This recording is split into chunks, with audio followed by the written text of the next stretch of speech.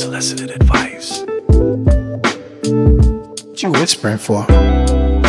Yo, what's unsolicited advice? Take it or leave it. So we're going to talk about these YNs, young Negroes, young niggas, whatever you want to call them. Little baby thugs, little crash outs. So there's a huge rise in, violent acts and violent behavior, amongst the younger generation. But it ain't like a sudden genetic shift or anything like that. This stuff has been kind of brewing. We're going to talk about it, and we're going to break it down real smooth too, because a lot of it is a result of multiple, social, psychological, and environmental pressures, all kind of stacked together. And I'd say this was in I'd say within the 15 years, maybe 15 years, almost. I'm going to break this down a little bit. So let's say a little 15 year, but a lot of it is just kids acting out, rebelling. And I ain't gonna lie, we kind of was like that back in the day. So we'll say I'll say from 2008 to now. So what is that, 17? Last 17 years? So, let's talk about the big picture, right? First, let's break down the social part. You got weaker families and community ties. That means fewer, stabilizing influences on these kids or on these young people. Many young people grow up without, adult guidance, any type of mentorship or positive role models. And most of them won't accept it. It's not that they can't have it. Some of them just won't accept it. The sense of belonging, it usually came from neighborhoods and churches or, extended families. That's a lot weaker now. Like I said, we're losing all our grandmothers and we're losing, what churches are supposed to be about. The neighborhoods aren't the same no more, because everybody's protective of their kids. You can't even have your kids outside. And the families are weaker now. All this digital media is desensitizing everybody. You're seeing everything. You're seeing everything live. They're not shielded from anything anymore. The innocence is gone. Even 3-year-olds are watching people get murdered, live on they run around with the phone in their hand watching, people get murdered on the news. So constant exposure to violence, violent media, viral fights, real world deaths, especially online. That numbs you. That doesn't pump no fear in your heart. Likes and views, that creates a warm, a warped, incentive. So you think it's a performance. A lot of these young dudes think it's a performance. If they go live and show it, it's yeah, you see me, I'm out here doing this, and that, I'm the man. Nah. So, you grow up seeing violence as a normal conflict resolution tool. You think that that's how you resolve stuff, it's just violence. You don't think that there's any other way because that's what you see. So, then there's, we can get into economics and, status pressures. We can get into all that stuff. But I'm gonna try to break it down a little quick. Let's break it down a little bit more, because I can give you all those facts. But let's say from for me personally, I think it started in 2008. From 2008 to 2012, that's when everything started becoming expensive, and you started just seeing stuff started. Prices started rising on everything. And it's people, in 2007, the iPhone came out. So that's when, social media started getting big. So, we had that recession fallout. Families, started losing their homes. What was that? The whole Wells Fargo, the whole bank thing where they was taking people's homes because people wasn't reporting. They wasn't turning in the money. They was just taking the mortgage and stuff and wasn't turning in the money or some shit. You know, there was no more jobs, no more stability, you know, in the household, especially in the lower income areas. You know, Facebook, YouTube started, Instagram took off, you know, Twitter, you know. So it was just nonstop feed of just a certain lifestyle that they couldn't access, you know. So this is that, you know, this is the luxury era. This is, you know, where it was all about luxury and living a lifestyle. So I call it like the lifestyle era. Between like 2008, 2012 was the birth of the lifestyle era. You know, social media era.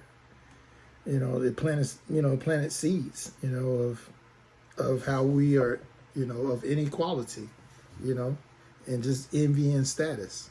You know, like we're obsessed with status. You know, we're envious of anybody that has it. So that's like 2008, 2012.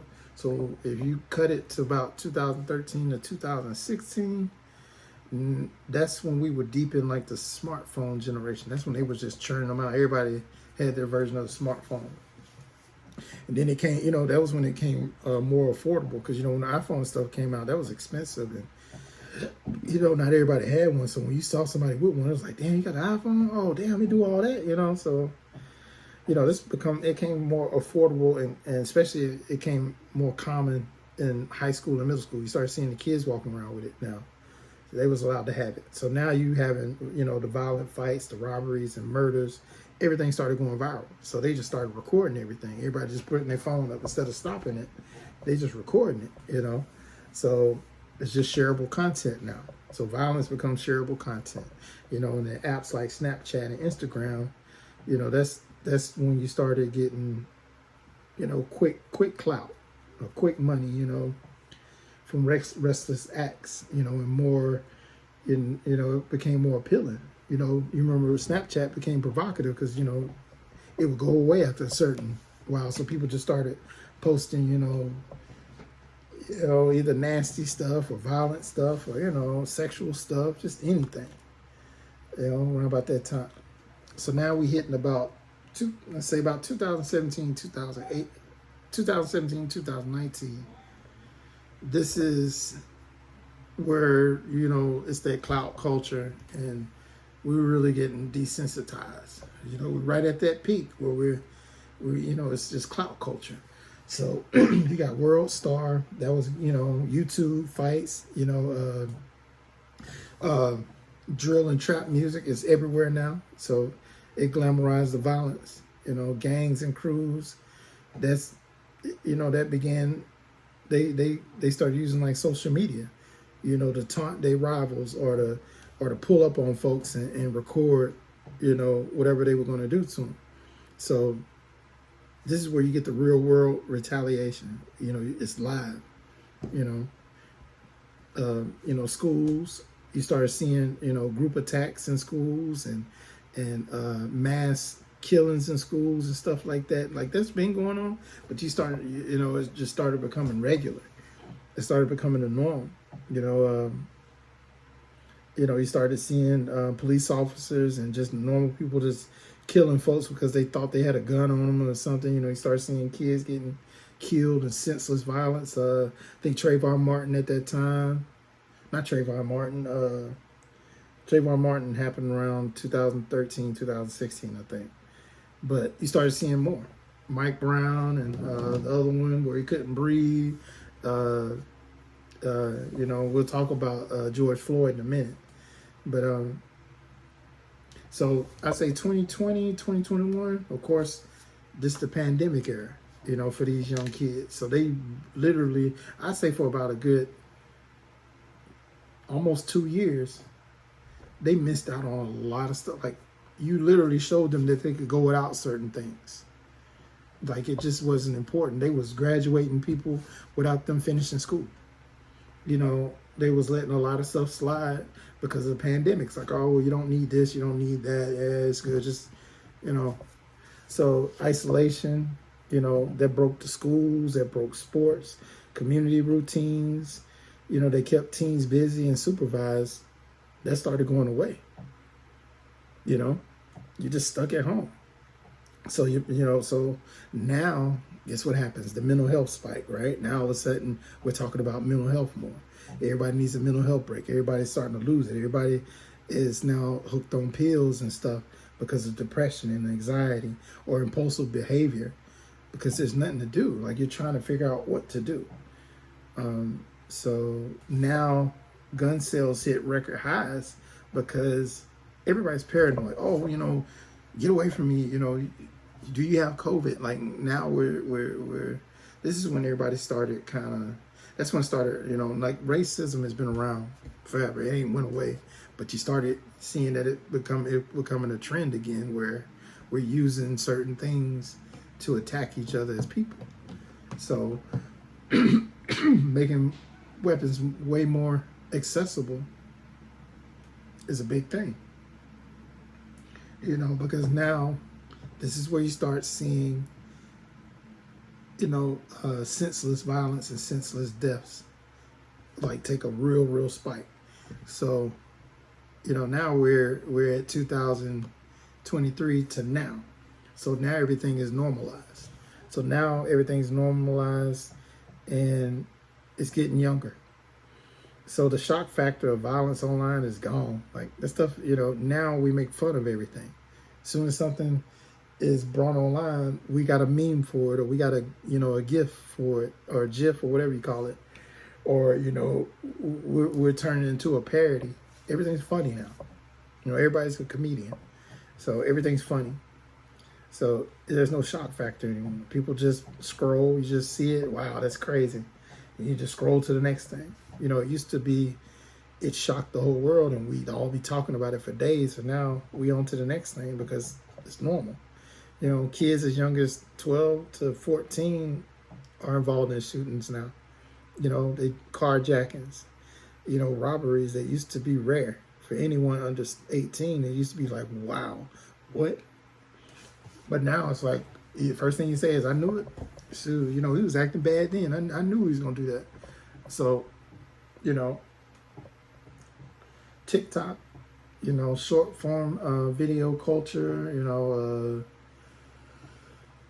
that spreads dangerous trends faster than schools or parents can respond to.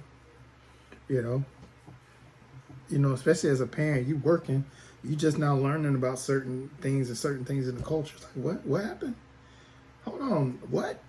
I gotta go pick up my kid because what happened?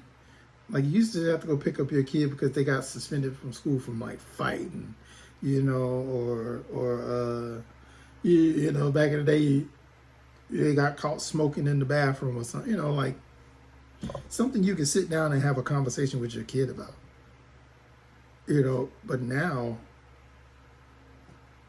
you got to pick your kid up because they done shot somebody and killed them in school. Because they made fun of their Crocs. Just something weird, or they threw up some gang sign or whatever. Just weird stuff. Don't make no sense. So I know that was a lot to talk about, but if you trace it back to, and I want y'all to do this, if you trace it back to 2008 all the way to now, you can see where it started. And a lot of it comes all the way back to social media. They always said the revolution will be televised. It is, whether you got a smartphone, a tablet, laptop, computer, a mobile device, your car, does not matter. It's everywhere. And we don't respond to things the way we used to. It used to be scary. It used to be dangerous. It used to be a lot of things. But it's not no more. It's not.